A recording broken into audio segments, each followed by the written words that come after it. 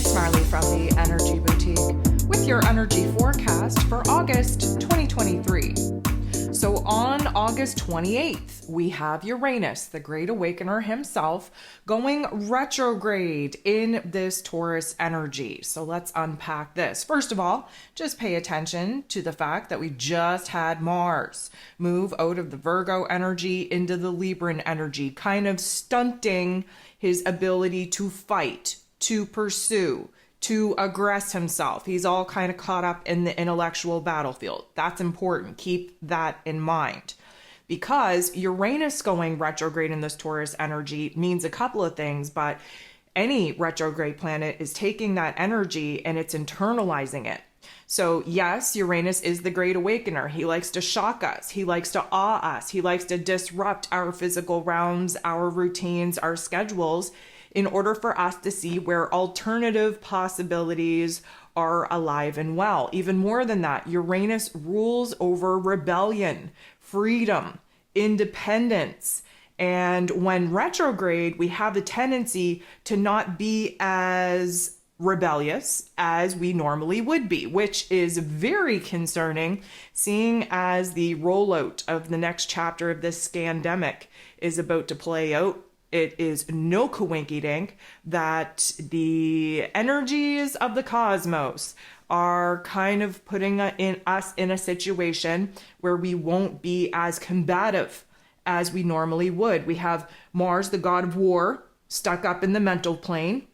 We have Uranus, who normally would take that rebellion and put it out into the world, now internalizing that, turning the volume all the way down. So it's going to be a very interesting time if they do roll out this next chapter of the plandemic in order to see how the collective actually responds. But there's far more indications on what it is that we have to focus on other than just rebelling back against the greater, grander plan, if you will. So let's talk about it. First of all, this is not the first time that Uranus has gone retrograde in this Taurus energy. Uranus has been here since like 2017-ish. He hates being here. Uranus is the highest form of our intellect and loves change, loves spontaneity. But of course, in the fixed earth sign of Taurus, there's none of that. There's just resistance to change. And this is why Uranus hasn't been having a fun time. Now, a lot of the topics and themes that Uranus in this Taurus energy are bringing up is about Mother Earth, is about our resources, is about our self-sufficiency, is about where it is in our physical realms we have to detach from the reality in which we've built in order to kind of lighten the load and align with our higher selves in order to simplify our physical realm life. So when any planet goes retrograde, it means that we're moving inwards. There's a reflection that needs to be had. And in this particular instance, we're moving inwards in order for us to kind of examine the parts of ourselves that have been holding ourselves back from creating more spontaneous change in our lives, from detaching from some of the constructs that we're overly attached to, and where it is that we're essentially preventing ourselves from living as authentically as possible. Now, why is that? Well, because the physical realm, the physical body, is the egoic avatar. And, you know, the Uranian energy has us connected to the higher realms of intelligence, where the Taurus energy has us connected to this 3D earth plane in the here and now. And so there are a lot of revelations that need to be had over the next 4.5 to 5 months of Uranus being retrograde in order for us to see where it is that we have to kind of step away from the old structures, the old self, the old foundation that we've been too intertwined with in order to free us up to have a little bit more, I'm going to say, perspective on where it is that a change and a shift, a transformation is not only needed, but necessary at this particular point in time. So although with Uranus being retrograde, we are kind of less rebellious outwardly, there's a lot of agitation, a lot of inside conversations that we're having. The rebellious streak is still there. We just don't know how to take action and do anything with it in the outside world, which means that there is a lot of focus in our inner realm. Now, granted, we have a lot of retrograde planets right now, which again, let me just remind you, is more about kind of simplifying, cleaning up the past, providing endings, closures, and completion points than it is building towards the future.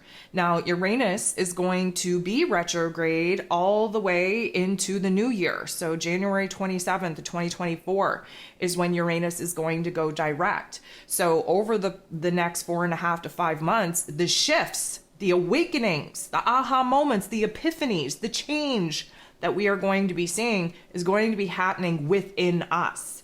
It's almost like the outside world doesn't necessarily stop, but it pauses in order for us to kind of recollect and reflect and realign and recalibrate in our inner realm on what needs to change within us, so that when we're given the green light go ahead in our physical realms to take action and make moves outside of us, that we're not kind of caught up in blocking ourselves and self-sabotaging ourselves because we haven't done the work to reconstruct and rearrange, reorganize our inner realm of belief, our inner realm of enlightenment, our inner realm of recognizing where it is that we are essentially the problem, the reason why we're not making as much progress as we were hoping for.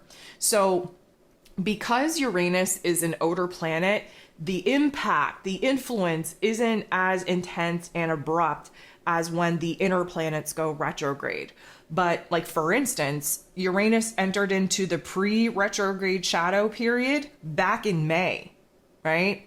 So, I mean, it's a subtle energy that we're dealing with here, but most times, often than not, the very first week of the outer planets going a retrograde, or in some cases coming out of a retrograde and going direct, that is the most impactful. That is the most topic. Those are the topics and themes that come to the forefront that we're going to be dealing with, that we're going to be conflicting, struggling with, that we're trying to sort out, that we're trying to rearrange, that we're trying to reorganize.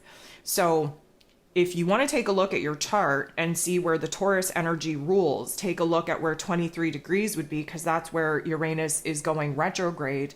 And in January, when he goes direct, he'll be going direct at 19 degrees. So take into consideration 4 degrees, right? So 4.5 to 5 months of a retrograde, and he's only going to cover 4 degrees.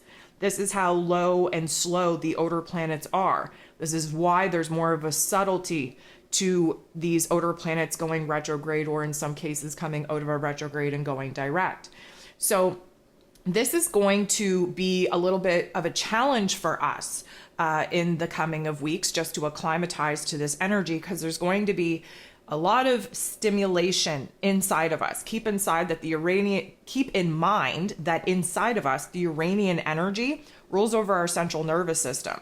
And our central nervous system is our sensory system on bringing information in, data information in order for us to formulate an opinion, an idea about what it is that's going on around us.